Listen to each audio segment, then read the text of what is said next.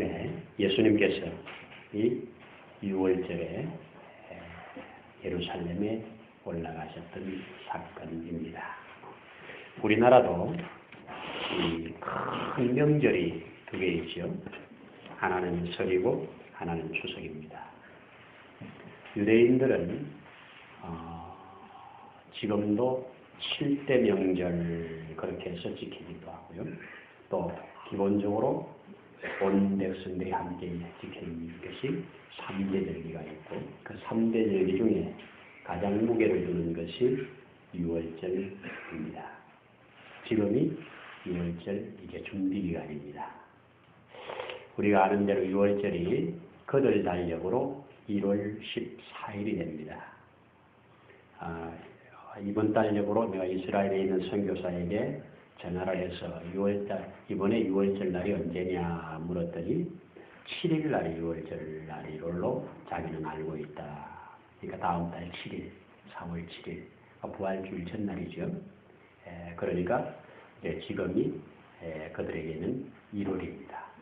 1월 1일부터 14일까지가 6월절 준비기간이에요. 그리고 이제 6월절이 지난 한 주간을 또 방학을 합니다. 그래서 보통 초등학교, 중고등학교는 6월절을 중심으로 해서 3주 동안 6월절을 위한 휴무입니다. 그래서 이스라엘 백성들은 이 어린이 천국이라고 그래요. 이런 절기가 있을 때마다 일주일씩, 2주일씩, 3주일씩 몇 번씩 노니까 그래서 아이들 천국이야 이런 말을 한다고 합니다. 지금도 그들은 이 6월절이 되면 온 유대인들이 전부 다 축제 분위기로 들어가는데 6월절 날이 되기 전에 이렇게 행하는 일이 있습니다. 그것이 뭐냐 하면 대청소를 하는 겁니다. 6월절을 맞이하기 위해서 6월절은 무슨 날입니까? 온 백성의 죄를 다 씻김받는 날이거든요.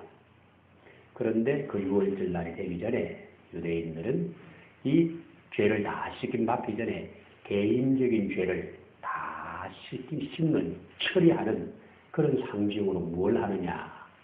누룩을 다 제거하는 일을 한답니다. 구석구석 다 대청소를 하는데 한 일주일 걸린대요. 누룩이 들어간 거, 요즘 우리 하는 부푸는 것들 있잖아요. 우유에 타면 이렇게 불어나는 시리얼이라든지 이런 어떤 부풀게 하는 요소들이 들어간 것들은 전부 다 집안에서 다 모아서 성전에서 울려 퍼지는 사인을 따라 한꺼번에 다 불을 태운다고 합니다. 근데 요즘 이제 바쁜 생활을 하다 보니까 유대인들이 그 6월절을 만나도 이렇게 며칠씩 청소하고 할 시간이 없어서 6월절 청소 대행업자들이 이스라엘에 꽤 많이 생겼다고 합니다. 6월절 앞두고 이제 청소를 대행해 주는 거예요. 우리나라도 청소 대행업이 꽤 괜찮죠. 그렇게 합니다. 그리고 이제 한국에서나 또 다른 이런 데서 이스라엘에 유학을 간 학생들이 6월절 이 기간을 기다린답니다. 그러면 이 기간에 꽤 쓸만한 가구들이 밖으로 많이 나온답니다. 6월절 때 이제 대청소를 하는 이 시점에 맞춰서 새 가구로 교체를 많이 한답니다. 그래서 이 가난한 유학생들은 뭐 쓸만한 게 있나 다니면서 이렇게 물건을 건져다가 쓰기도 한다고 하는 것을 이스라엘에서 한 10년 있다가 돌아오신 선교사님이 그런 말을 하는 걸 제가 들었었습니다. 어쨌든 우리가 성경을 읽어가면 이 6월절 배경이 출애굽기에서 시작을 합니다. 이건 하나님이 정해주신 절기지요. 다른 나라의 절기와 유대인들의 절기의 차이는 다른 나라의 절기는 사건이 있은 다음에 절기가 생깁니다. 그러나 유대인들은 절기를 미리 하나님께서 정해주시고 그에 맞는 사건을 주셔요. 그래서 하나님이 6월절을 먼저 제정해 주셨어요. 출애굽기 11장, 12장 거기에 6월절을 제정을 해주시고 6월절 행하는 것을 보시면 6월절의 기원이 어디서 출발합니까? 이스라엘 백성들이 430년 동안 저 애굽에서 종살이 하다가 이제 하나님께서 그들을 끄집어내는 그 날 밤 저녁입니다. 이제 내일 새벽이면 출발을 해야 되는 그 전날 하나님께서 6월절을 제정해 주셨는데 그 유월절 제정에 뭘 하는가? 이제 하나님께서 바로와 싸움을 하는데 이 백성들을 해방시키라고 하니까 그 당시에 남자 장정만 60만이라고 하면 이 힘을 쓸 수 있는 장정들 60만의 노예를 거느리고 있는 애국 입장에서 이들을 놓는다는 것은 너무너무 힘든 일이죠. 그러니까 바로는 끝까지 놓지 않으려고 버티는 겁니다. 그렇게 버티다가 마지막 재앙, 10번째 재앙 선고를 하는데 그 재앙 선고가 바로 이 땅에 있는 모든 처음 난 것들은 다 죽인다는 겁니다. 짐승이건 사람이건 처음 난 자식은 다 죽인다는 거예요. 그럴 때 이제 이것으로 말미암아 드디어 바로가 너희를 보낼 것이다. 그러면서 이 땅에 있는 처음 난 것, 이 땅에 있는 첫 새끼들 전부 다 죽일 테니까 너희 유대인들은 죽임을 당하지 않기 위해서 너희도 이 땅에 사니까 이 땅에 살지만 너희는 내게 이 죽음의 자리에서 죽지 않는 법을 너희에게 주겠다. 그러니 너희는 이 법대로 행해서 죽지 말아라 하는 겁니다. 그래서 주신 법이 유월절인데 그것이 뭐냐? 일단 너희는 가족 수대로 양을 잡아라. 유대인들 전성에 의하면 양은 난지 8일 이상 되고 1년 미만입니다. 잡는 어린 양은 8일 이상 8일은 넘어야 되고 너무 갓난애는 안 되니까 8일은 넘어야 되고 1년 안 넘은 그런 양을 잡는다는 겁니다. 그 양을 이제 그렇게 잡는데 그 양을 사람 수대로 잡는 거예요. 즉 한 양을 잡아서 한 사람이 다 못 먹잖아요. 그러니까 가족 수가 많으면 2마리를 잡고 적으면 1마리를 잡고 가족이 한 사람밖에 없으면 이웃집하고 울러서 잡고 그래서 고기를 남지 않도록 그날 밤에 고기를 다 먹을 수 있는 양만큼 잡는데 대신에 양고기는 잡아서 쓴 나물과 함께 먹고 그 피를 받아서 문에 바르라는 거예요. 그러면 그 피를 문에 바른 걸 보고 죽음의 사자가 와서 그 집을 넘어간다. 그래서 우리가 성경을 번역할 때 유월, 넘어간다. 패서 유월, 넘어가는 절기다. 그렇게 말을 하는 겁니다. 그래서 죽음의 사자가 피를 보고 넘어간다. 그 집에는 죽음의 재앙이 넘어간다는 거예요. 그것이 하나님이 정해준 법칙입니다. 이 법칙을 하나님이 정해주시고 모세가 이것을 받아서 백성들에게 선포를 합니다. 하나님께서 이게 마지막 재앙으로 애굽에 큰 통곡이 있는 날을 하나님이 이제 준비하셨다. 모든 애굽 집에 이 나라에 사는 모든 집에는 장자는 전부 다 죽을 것이고 짐승도 첫 새끼는 전부 죽을 것이니 너희는 이 죽음을 면하기 위해서 이렇게 해라 하는 모세의 명령을 저들에게 전할 때 그들이 아멘하고 이제 집에 들어가서 준비를 하는 겁니다. 그날이 14일 밤이 되는 거지요. 1월 14일 밤이 되는 겁니다. 그래서 그날 이제 준비를 하는데 하나님께서 말씀하신 그대로 그날 밤에 죽음의 사자가 임해서 전 애굽에 처음 난 아들, 처음 난 새끼는 전부 다 죽인 겁니다. 그래서 온 집안에 울음이 없는 집이 없지요. 초상이 나면 제일 크게 울지 않습니까? 그러니까 자식이 죽었지요. 아버지가 처다리면 아버지도 죽지요. 자식도 죽지요. 처음 난 것들은 전부 다 죽는 이 엄청난 대사망의 홍수가 지금 애굽에 임한 거지요. 이것 때문에 바로의 가정에서부터 저 촌에까지 전부 다 통곡의 울음이 그치지 않는 그날 밤 바로가 이제 손을 들고 빨리 데리고 나가라고 소리를 치는 겁니다. 그래서 저들은 하나님께서 주신 말씀대로 신발끈을 묶고 그리고 허리띠를 메고 그러면서 서서 썬나물과 함께 고기를 먹으면서 출발 신호를 기다리면서 먹고 있었지 않습니까? 그 먹고 있을 때 출발 신호가 이제 떨어지면서 바로 애국을 나오는 거예요. 그때 나올 때 저들이 부풀지 않은 가루 반죽을 가지고 나옵니다. 그 부풀지 않은 가루 반죽을 갖고 나와서 부풀 시간이 없었던 거죠. 빵을 구워 먹으려는데 부풀 시간이 없었던 거예요. 그래서 그 부풀지 않은 빵을 기념하기 위해서 누룩을 제거한 빵을 유월절에 만들어 먹는 거예요. 그래서 누룩을 제거한 빵을 만들어 먹기 위해서 전부 이제 누룩을 제거하는 일을 하는 겁니다. 이 누룩은 다 그런 건 아니지만 예수님이 말씀을 빌리면 죄를 상징하거든요. 그래서 너희 집에 전부 죄를 제거하는 그런 일을 유월절날 행하는 거예요. 이런 죄를 제거하는 이 의식을 행하는 그때 예수님 당시에도 그렇게 행하셨습니다. 그래서 예수님께서도 저 나사렛에 사시다가 저 베들레헴까지 거리가 꽤 먼 그 거리를 12살 때 엄마 아빠를 따라서 12살이 되면 이스라엘은 성인입니다. 12살이 되면 성인식을 해요. 그러니까 예수님이 난지 8일 만에 성전에 올라갔던 것을 기억하시죠? 그리고 12살이 되던 해에 성전에 올라가는데 언제 올라가느냐? 6월절에 올라가십니다. 6월절에 올라가셨다가 이제 6월절에 사람들이 워낙 많이 모이니까요. 그런데 예수님과 비슷한 시대를 살았던 요세푸스라고 하는 이 역사학자가 있습니다. 이 사람이 아주 유명하죠. 이 요세푸스의 글에 의하면 유대인들이 예수님 당시에 6월절날 잡는 양이 어느 정도나 되냐? 25만 6,800마리 정도를 잡았다고 합니다. 그러니까 조금 플러스 마이너스가 있을 때 25만 마리 이상을 그날 죽임을 당하는 거예요. 한 날에. 여러분 양 25만 마리라고 해보세요. 얼마나 많은 양이 죽습니까? 그날 죽임을 당하는 양들입니다. 그러니까 거기에 5명이 한 마리씩만 잡는다고 해도 얼마나 많은 사람들이 예루살렘에 모이는 걸 알 수 있죠. 그렇게 수많은, 지금도 사우디에, 메카에 그 성지순례 한다고 수백만 명씩 모여가지고 막 밀려서 사람이 죽고 하지 않습니까? 그걸 연상하시면 될 겁니다. 유대인들은 어느 지역에 살든지 6월절이 되면 다 예루살렘으로 모이니까요. 그렇게 많이 모인 상태에서 예수님의 어머니와 아버지도 거기에 6월절에 참석했다가 집으로 돌아가는데 하루를 지난 다음에 보니까 예수님이 없어요. 기억하시죠? 예수님이 가다 보니까 예수님이 없어요. 예수님을 잊어버린 거예요. 그래가지고 예수님을 찾아 다시 올라갑니다. 그러니까 하루를 지나서 잊어버렸으니까 다시 가는데 또 하루가 걸리잖아요. 그래서 3일 만에 성전에 가서 찾아요. 3일 만에 성전에 가서 예수님을 찾고 예수님의 부모님이 어찌하여 따라오지 않고 여기 그대로 있었냐? 이러면서 어찌하여 우리에게 괴로움을 주냐? 하면서 저를 책망을 합니다. 책망을 하니까 이 예수님 하시는 말씀, 기가 막힌 말을 합니다. 내가 아버지 집에 있을 줄 몰랐습니까?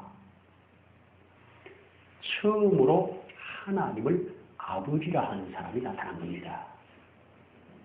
이 지구촌에 사는 동안 지금까지 하나님을 아버지라 부를 수 있는 사람이 없었고, 아버지라 부르면 참남되다 그래서 도래마다 묻는 거예요.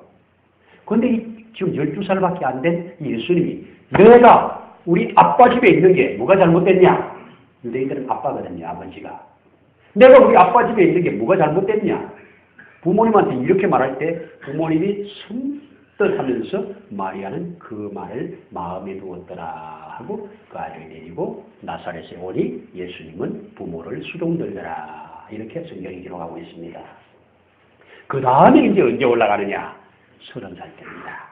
예수님이 공생애를 시작하셨을 때 오늘 요한복음 2장에 이제 올라가시는 거예요. 공생애를 시작했는데 예수님이 공생애 시작하기 한 5, 6개월 전에 이제 제자들을 부르시고 또 침례를 받으시고 또 사단에게 시험을 받으시고 뭐 이렇게 하는 기간이 있습니다. 그 기간 동안에 제자들을 많이가 아니고 이렇게 5명 정도 이렇게 부르시오. 불러서 이제 제자를 삼고 첫 번째 6월절에 그 부른 제자들을 데리고 예루살렘에 올라가신 겁니다. 예루살렘 올라가셔서 그 성전에서 지금 무슨 일을 했는가? 대청소를 하십니다. 6월절은 뭐 하는 날이라? 대청소하는 날이에요. 집안 대청소를 하고 사람끼리도 이 속에 묻은 누룩 있잖아요. 사람과의 관계에서 좋지 못한 죄악들이 이쪽에 자리 잡잖아요. 너하고 나하고 관계가 좋지 않은 것들이 있잖아요. 찾아가서 다 화해를 한단 말이에요. 그러니까 이 심령도 청소하고 이 가정도 청소하고 관계 다 대청소를 하는 이때 예수님이 딱 들어가 보니까 제일 더러운 쓰레기들이 성전에 모여 있는 거예요. 다른 사람들은 이걸 모르지요. 알아도 치울 생각을 안 하죠. 너무 골이 깊었기 때문에. 그 당시에 이 성전 청소하시는 예수님이 이 청소했을 때 이 당시 상황을 보면 대제사장 그룹들이 성전에서 엄청난 6월절에 장사를 하는 거예요. 아까 말한 것처럼 양이 25만 마리가 죽잖아요. 여기에 소를 또 제물로 드리는 사람이 있고요. 양을 제물로 드리는 사람이 있고 또 염소나 안 그러면 또 비둘기나 이런 것들 또 그 성전에 들어갈 때 성전세를 냅니다. 그 헌금이지요. 유대인들은 반드시 성전세를 내게 되어 있습니다.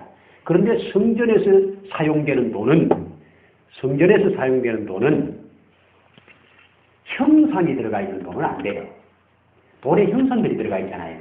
예수님 당시에도 가이사의 형상이 들어가 있다고 되지 않습니까? 우리나라에도 돈에 다 형상이 들어가 있죠.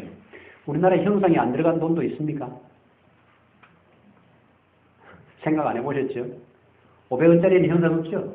예, 그건 학이 하나 들어가 있죠. 예, 형상이 없는 돈만 성전에서 바치게 되어 있습니다. 그러니까 그 당시에 형상이 없는 돈을 잔뜩 갖다 놓고 평소에 그건 안 쓰는 돈이니까 평소에 유통이 안 되는 돈이니까 그 유통이 안 되는 그 돈을 갖다 놓고 성전에서 오는 사람들에게 바꿔주는데 그 환전 수수료가 엄청나게 비싼 거예요. 그래서 거기서 많은 이득을 취하는 겁니다. 그러니까 도둑놈들이죠. 또 그 성전에서 죽임당하는 양들을 자기들의 양들을 준비해 놓고 먼 지역에서 양을 들고 오기가 어렵잖아요. 그러니까 거기 와서 양을 사는 거예요. 근데 양이 가격이 2배, 3배씩 비싼 겁니다. 엄청난 폭리를 취하는 거예요. 그래서 그게 비싸기 때문에 양을 들고 오면 제사장들이 양을 합격을 안 시켜주는 거예요. 6월절 양으로. 그 6월절은 4일 전에 양을 잡아 데리고 있다가 4일 후에 아무 그게 없으면 받아주거든요. 4일 동안 구별하는 기간이 있단 말이에요. 그러니까 이런저런 터집을 잡아서 이 양은 안 된다고 이렇게 패스를 안 시켜주는 겁니다. 그러니까 어쩔 수 없이 패스가 안 되니 이 양은 따로 두고 패스될 수 있는 양을 사야 되잖아요. 그래서 양을 사는 겁니다. 비싼 돈을 주고 사는 거예요. 하나님 앞에 정결함을 얻기 위해서 집안 청소를 하고 마음 청소를 하고 이제 하나님 앞에 민족적으로 깨끗함을 얻기 위해서 올라오는 이 6월절 대축제에 백성들에게 피를 빨아먹는 이 대제사장 그룹, 특별히 이 당시에 이 바리새인들과 사두개인들이 합작을 해가지고 이 사업을 하는데 이게 예수님 앞에 너무 이거는 아닌 거죠. 이 대청소를 해야 하는 이 날에 이렇게 엄청난 쓰레기가 여기에 모여있으니 예수님이 청소를 하셔야 될 거 아니에요. 모르는 사람들은 안 하더라도 아는 사람은 해야 될 거 아니에요. 그래서 예수님이 들어가서 소를 내쫓고 양을 내쫓고 돈 바꾸는 상을 뒤집어 엎고 비둘기를 가지고 나가라! 어찌 내 아버지 집을 도둑놈의 소굴로 만들었느냐! 이러면서 청소를 하신 겁니다. 이 청소를 하실 때 그 세력들이 네가 도대체 누군데 이런 일을 하냐? 네가 뭔데 이런 일을 하냐? 네가 누군지 나에게 표적을 내놔라. 이러면서 도전을 해오는 겁니다. 이때 예수님께서 하신 말씀, 너희가 이 성전을 헐어버려라. 그러면 내가 3일 만에 일으킬 것이다. 46년 동안 지어오는 성전입니다. 물론 이것은 46년보다 훨씬 오래됐지요. 이 성전은 스룹바벨에 의해서 바벨론의 포로로 잡혀갔다가 돌아오는 사람들이 힘을 모아서 지었던 성전입니다. 그런데 그 당시에 초라했지요. 이 초라했던 것을 이 헬라 시대를 지나면서 누가 이 헤롯 가문이 왕이었 이지리역의 왕으로 오면서 유대인들의 마음을 얻기 위해서 이 성전을 리모델링 공사를 하는 거예요. 새로 짓는 게 아니에요. 그래서 확장하면서 리모델링 공사를 크게 하는데 46년이나 지금 해온 거예요. 공사를. 그러니까 46년 동안 공사해온 이 성전을 3일 만에 이거 다 헐어버리면 내가 3일 만에 짓는다고 하니까 저들은 도무지 이해를 못하죠. 예수님 제자들도 이해를 못했죠. 언제 이해를 해요? 예수님이 부활하신 후에 이해를 해요. 아하, 이것은 성전을 말하는 게 아니고 내 육체를 말하는 거구나. 그래서 예수님이 너희가 나를 죽여라. 그러면 내가 3일 만에 부활할 거다. 이 얘기를 이렇게 성전을 헐라. 그러면 4일 만에 일으키리라고 하는 말로 비유로 말씀을 하신 것을 저들이 나중에 깨닫게 되지요. 그래서 예수님이 나는 이 6월절에 죽임당하는 어린 양으로 이 세상에 왔다는 것을 암시적으로 선포하는 거죠. 그리고 너희가 나를 죽이라는 겁니다. 그럼 내가 사흘 만에 일으키겠다고 하는 이 말씀을 하신 겁니다. 여러분, 이것이 바로 예수님께서 주신 유월절의 메시지입니다. 자, 우리는 이 유월절을 구약 성경에 읽어보면 출애굽할 때 지켰던 그 유월절이 광야를 지나면서 지키지 못하고 가나안에 들어가서도 잘 지키지를 못하는데 이 히스기야라고 하는 사람이 유월절을 성대하게 지킵니다. 역대하에 가면 히스기야 왕이 유월절을 다시 회복해서 성대하게 하나님 앞에 유월절을 지키는 것을 하나님이 그렇게 기뻐하시고 좋아하셨어요.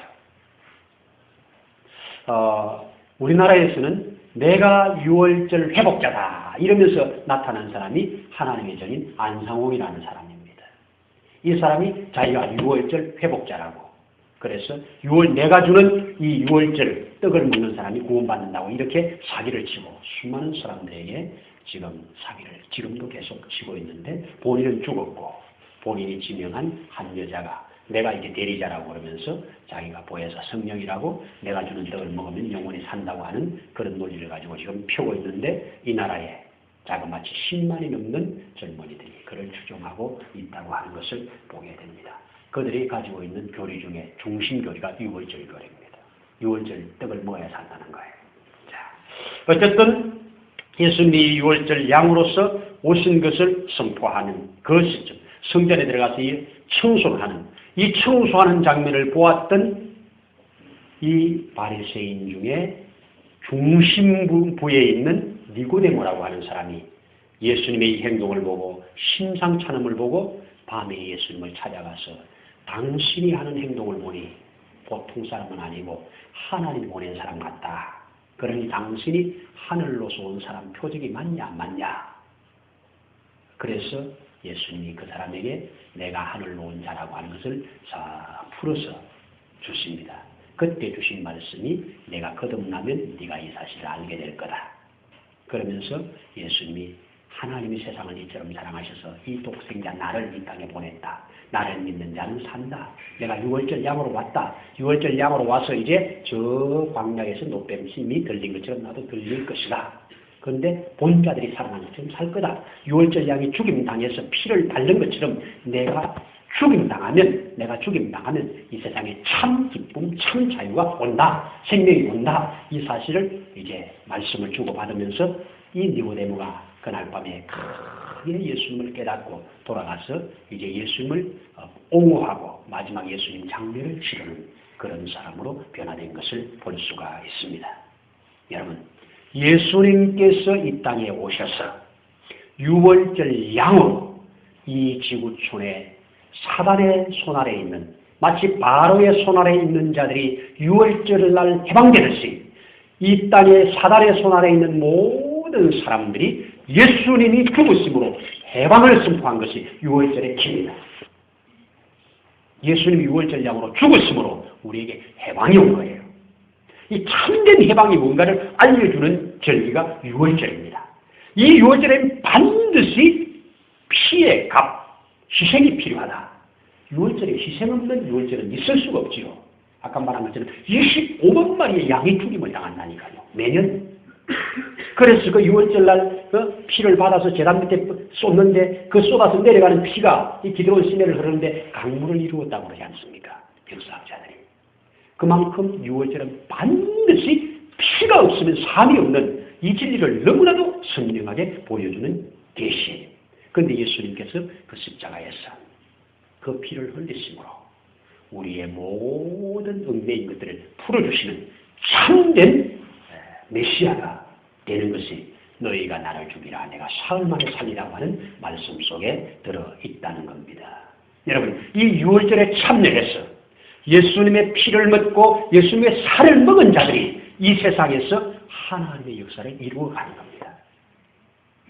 지난 23일 날 조선일보에 나와 있는 조그만 글 하나 소개하면 이 선교사의 후손이라 하는 이 만물상 코너인데요. 여기에 무슨 얘기를 써놓고 있냐면 1905년도에 광주 목포에서 의료 선교사를 하던 포사이트라고 하는 사람의 얘기입니다.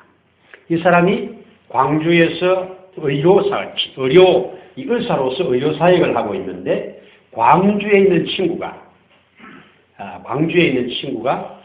이 몸이 위독하다는 소식을 듣고 그를 치료하려고 지금 말을 타고 가는 중입니다.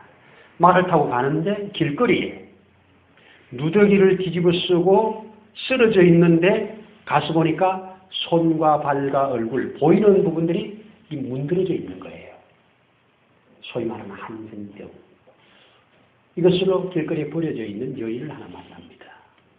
이 여인을 만난 이 선교사가 이걸 그냥 지나칠 수가 없어서 그 자리에 말을 세우고 자기는 내리고 그 여인을 말 위에 얹어서 자기가 말을 몰고 광주까지 갑니다. 광주에 도착하니까 그 앓고 있던 선교사님은 돌아가셨어요. 그 선교사님 어차피 돌아가셨으니까 이 사람이 거할 수 있는 거처를 마련하고 그 거처에다가 이제 그 여인을 모셔놓고 직업정성으로 치료를 합니다. 그리고 어느 정도 치료가 다 되었을 때 그는 다시 돌아가지요, 목포로. 그런데 길거리에 버려진 한센병, 그 당시에 문둥병이죠. 이 문둥병 환자를 서양 선교사가 고쳤다는 소문이 입에서 막 퍼져나가는 겁니다. 그래서 가까운 데서부터 먼 데까지 이 소문을 들은 사람들이 다 몰려오는 거예요, 그 집으로. 할 수 없이 그 가까운 곳에 한센병 치료병원을 세웁니다, 광주에. 몰려오는 환자들을 그냥 돌려보낼 수 없잖아요. 그래서 그 병원을 세워서 이제 치료를 해주기 시작합니다. 그렇게 치료를 해주는데 아주 나쁜 폭군 하나가 이 선교사님을 급습을 해서 양쪽 귀를 잘라버려요. 선교사님의 귀가 잘려버립니다. 설상가상 또 그런 상황에서 풍토병까지 알아요. 그래서 더 이상 한국에 머무를 수 없는 상황이 됩니다. 그래서 그는 미국으로 철수를 합니다. 본국으로. 철수를 해서 한국에 있는 이 한센병자들을 위해서 계속 모금운동을 해요. 모금운동을 해서 한국으로 보내는 겁니다. 그 당시 조선이죠. 1905년도에 그랬으니까 일제시대가 이제 한일합병 하기 전이잖아요. 1910년도에 한일합병이 됐으니까. 그래서 이제 모금운동을 해가지고 이제 한국으로 이렇게 보내게 되는데 1918년이죠. 그로부터 한 13년 후에 그가 미국에서 이제 죽게 됩니다. 그가 미국에서 죽었을 때 한국에 있는 그분의 도움을 받은 사람들이 그 병원 안에 비석을 세우게 됩니다. 그런데 이제 일본 총독부에서 이 병원을 없애라 하는 명령이 떨어집니다. 광주에서. 그래서 할 수 없이 이 병원을 목포, 저쪽 여수 쪽으로 옮기게 돼요. 그런데 광주에서 여수까지 이 병원을 옮기는 과정에서 이 포사이트의 이를 기념하는 이 기념비를 그 나병 환자들이 그 비석을 마치 상여를 매듯이 메고 움직이는데 15일을 메고 간다고 합니다. 그래서 거기에 가서 다시 그 비석을 꽂고 계속 그 병원을 하게 되는데요. 그 병원이 바로 지금 여수에 있는 예향원, 우리 한국의 사람의 원자탄을 낸 손명한 목사님이 있었던 예향원, 나완자촌, 거기에 전신이라고 합니다. 지난주에 여러분 혹시 뉴스를 보셨습니까? 또 신문을 보셨습니까? 한국인으로 귀화를 한 사람 중에 연세대학교에 있는 그 사람 얘기 나왔었죠. 임요한이라고 하는 사람. 그 사람이 연세대학교에서 무슨 학과까지는 아니고 무슨 병원의 어떤 책임자가 돼요. 그 사람이 우리나라의 골목골목을 다닐 수 있는 아주 작은 앰뷸런스를 만들어서 이렇게 치료하는데 큰 공헌을 세운 사람인데요. 이 사람의 마음에 가장 크게 자리 잡은 사람이 누구냐? 아까 말한 그 포사이트라고 하는 사람이에요. 이 사람은 누구의 자손이냐 하면 우리가 알고 있는 대로 이 전라도 쪽에 와서 계속 선교 활동을 하던 그 사람이죠. 바로 예수님에 보면 그 사람이 이렇게 말해요. 나 이제 진짜 한국 사람이요. 우리 함께 잘 살아보입시다. 이러면서 전라도 사투리를 써가지고 그렇게 했는데 이북을 그 당시 지금까지 몇 번을 드나들었느냐. 26차례나 북한에 드나들면서 결핵 퇴치 운동을 벌이고 있는 사람이고 한국에 처음으로 이 땅에 조선시대에 와서 피를 뿌리면서 복음을 전했던 유진별 씨라고 하는 선교사님의 4대 손입니다. 그러면서 이제 완전한 한국 사람이 되어서 한국 사람과 함께 살겠다고 하는 겁니다. 아프리카 케냐에 선교사님들이 이 유럽 선교사님들이 케냐에 들어갔을 때 그 케냐의 정치 지도자 한 분이 이런 고백을 합니다. 이 선교사님들이 오셨을 때 선교사님들의 손에는 성경이 잡혀 있었다. 우리는 땅을 가지고 있었다. 그런데 선교사님이 기도합시다 해서 우리가 머리를 숙이고 같이 기도하고 나니 우리 손에는 성경이 들려있고 그들에게는 땅이 같더라. 무슨 얘기입니까? 선교사님들이 가서 땅 뺏는 걸 일을 했습니다. 복음 주고 땅을 뺏어 버렸어요. 그리고 뭐 이 포르투갈이라든지 프랑스라든지 이런 선교사들이 가가지고 한 것이 정복운동했어요. 브라질이라든지 남미지 아르헨티나든지 필리핀이라든지 선교사들이 가가지고 나라를 접수하고 그 나라를 국교로 만들어버리는 이런 선교운동을 했습니다. 이 선교운동은 망하는 선교운동이에요. 그런데 우리나라에 온 선교사들은 그런 욕심 있는 분들이 없었습니다. 와서 뭐 했습니까? 교육에다가 초점 맞췄습니다. 교육을 받아야 사람답게 산다. 어디에 초점 맞췄습니까? 그 당시에 의료가 너무너무 열악할 때 치료하는 데다 초점을 맞췄습니다. 치료받을 수 없는 자들을 치료하는 데 초점을 맞췄습니다. 또 어디에 초점을 맞췄습니까? 빈민 구제에 초점을 맞췄습니다. 그래서 연약한 자, 가난한 자, 소외된 자들과 함께 끌어안고 울고 웃으면서 주의 복음을 전해준 이 나라가 아시아에서 어떤 면에서 선교사는 제일 늦게 왔습니다. 대원군이 워낙 세국 정책을 세게 해가지고 선교사님들이 들어오는데 그렇게 제약을 많이 받아서 못 들어왔습니다. 처음 들어왔던 토마스 선교사는 26살 그 젊은 나이에 들어오자마자 대동강에서 목베임을 당해 죽었지 않습니까? 이러한 조선 땅에 늦게 들어온 선교사들이 정말 주님의 심정으로 사람들을 섬기고 살리니까 지금은 아시아의 전체 기독교인의 4분의 1이 조선민족, 한국민족입니다. 그 수만 많은 게 아니라 전 세계의 선교 대국으로서 2만 5천 명의 선교사가 나가서 지금 귀에 받은 복음을 전하고 있는 선교 대국이 됐습니다. 6월절에 양을 먹은 자들이죠. 6월절에 예수의 피를 맛본 자들이죠. 주의 은혜를 받은 자들이죠. 여러분, 다음 주는 이제 고난주간입니다. 고난주간이 어떤 면에 6월절을 준비하는 클라이막스 한 주간이에요. 그리고 그 고난주간이 지난 그 다음 안식 후 첫날이 부활주일입니다. 고난주간을 앞두고 저희 교회에서는 이번에 우리 심령의 청소를 좀 하자. 이런 의도로 주일, 월, 화, 수, 목, 금 저녁 8시에 매일 집회를 계획을 하고 있습니다. 우리 부원강사님을 모시고 오늘 집회를 계획을 하고 있습니다. 그런 시간을 꼭 내셔서 이럴 때 하나님 앞에 풍성한 은혜를 받고 심령이 막힌 것들이 열려지고 그래서 하나님 앞에 예비된 은혜를 풍성히 받을 수 있는 기회로 붙잡을 수 있기를 바랍니다. 아멘입니다. 그래서 다음 주 고난주간에는 주일날 오후에는 드리지 않고 저녁 8시에 집회를 시작해서 월, 화, 수, 목 4일간은 양예수 장로회 쪽에 속해 있는 대신 측에 속해 있는 목사님인데 그 교단의 부흥사협의 회장님이세요. 참 요즘 잘하고 있는데 그 친구가 신학교 다닐 때부터 이 한국중앙기도원이라고 하는 기도원에서 오랫동안 사역을 하고 지금은 이제 목회를 하고 있는데 이 친구가 전에도 저희 교회를 왔던 경험이 있는 분입니다.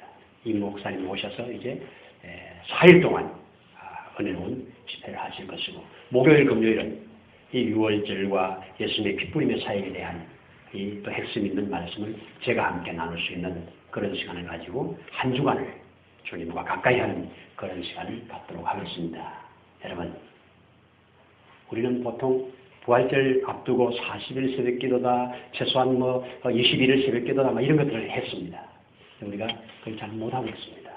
기왕에 우리가 이런 진리를 그냥 지나도 그 해가 그 해예요. 그러나 하나님 앞에 유대인들에게 진리를 준 이유와 목적이 있단 말이에요. 계속 새로워지라고. 살다 보면 또 묻으니까 또 새로워지라고. 또 청소하라고. 집안 청소를 늘 하시잖아요. 못해도 이틀 3일에는 한 번씩 하시잖아요. 청소를 하는 겁니다. 원치 않는 것들이 우리 속에 들어와 자리를 잡아요. 그래서 청소를 하는 겁니다. 그래서 영육간의 강건함을 얻는 이런 기회로 선용할 수 있도록 교회에서 준비를 했으니까 여러분들이 시간을 꼭 내셔서 다른 것들 좀 적어놓으시고 시간을 내셔서 영육간의 강건함을 얻는 그런 기회로 선용하면 틀림없이 하나님께서 여러분들에게 사모하는 자에게 만족감을 줄 것이고 또 하나님께서는 사모하는 그 영혼을 통해서 만족감을 주셔서 주신 그 은혜로 또 다른 놀라운 하나님의 일을 행하실 것이다. 이렇게 믿고 여러분들이 나아갈 수 있으면 좋겠습니다. 아멘, 아멘입니다. 우리 함께 기도드리겠습니다. 은혜로우신 우리 하나님 아버지 참으로 감사합니다. 허물과 죄로 죽은 우리를 살리려고 이 땅에 친히 오셔서 그 몸으로 제물을 삼아 그 피로 우리를 구속해 주신 이 사실, 이것은 벌써 그렇게 오래전부터 유월절이라고 하는 절기를 통해서 계속 알려주시고 상기시켜주시고 마침내 때가 되매 오셔서 이루어진 이 사실 우리로 믿어지게 하시고 그 가운데 사함받게 하시고 그 가운데 우리로 그 유월절 양을 먹고 그 피를 경험하는 귀한 복 주사 하나님의 자녀됨에 놀라운 복 주셨으니 우리로 이 받은 복이 우리를 통해서 흘러나서 우리가 복된 자로 참으로 세상의 복의 근원이요 통로로 살아갈 수 있는 자들이 되도록 축복해 주옵소서. 주신 은혜를 감사드리면서 우리 주 예수님 이름으로 기도하옵나이다.